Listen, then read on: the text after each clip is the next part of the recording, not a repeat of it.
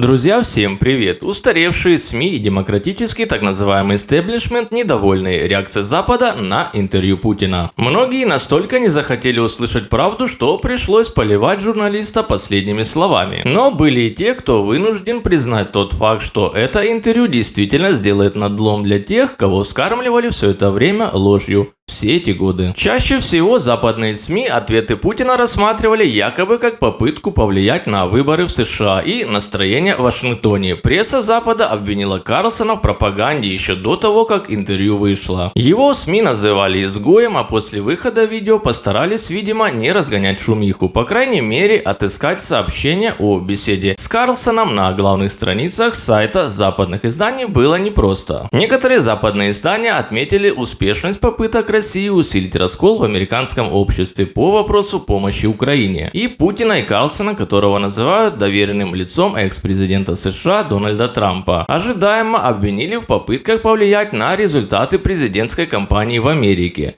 Собственно, вашему вниманию главные заголовки центральных газет. The Washington Times. Выступление дало Путину редкую платформу для описания мира с точки зрения Кремля, и он использовал ее на полную катушку. The Guardian. Это интервью ознаменовало новый уровень позора для Карлсона, который часто критиковал поддержку Украины со стороны США и называл Зеленского крысоподобным. Это уже сейчас одно из интервью года. Mirror. Все, кто причастен к интервью Такера Карлсона с Путиным, враги США и Запада. Mirror. Все, кто причастен к интервью Такера Карлсона с Путиным, враги США и Запада. The New York Times. Это интервью подчеркнуло тактическую уверенность российского лидера, в то время как его противники находятся в уязвимом положении. Украина испытывает трудности на поле боя, а дальнейшая помощь Киеву застопорилась в Конгрессе США, а дружественные Кремлю политики находятся на подъеме по обе стороны Атлантического океана. Экспресс. Пока публичное возмущение нарастает, один победитель уже определился. Это сам телеведущий, который съездил в Москву и собрал миллионы просмотров. The Washington Post. Путин использовал эту возможность, чтобы предоставить Россию как страну, действующую в целях самообороны в окружении НАТО и ЦРУ. Daily Mail. Путин выступил с сенсационным заявлением, что мирное соглашение по Украине когда-то было почти достигнуто, обвинив западную сторону в желании продолжать войну как можно дольше. NTV. В отношении украинского конфликта российский президент выглядел уверенным в победе, но и кандидат в президенты США Роберт Кеннеди дровишек докинул. Карлсона ругали уже несколько дней. Устаревшие СМИ, демократический истеблишмент недовольны тем, что он просто выполняет свою работу. Американцы умеют вести разговоры, заставляющие задуматься. Мы можем справиться с опасными мыслями или противоположными идеями, которые не вписываются в повестку. Дайте нам самим решать, заявил Роберт Кеннеди. Всем спасибо за внимание, друзья.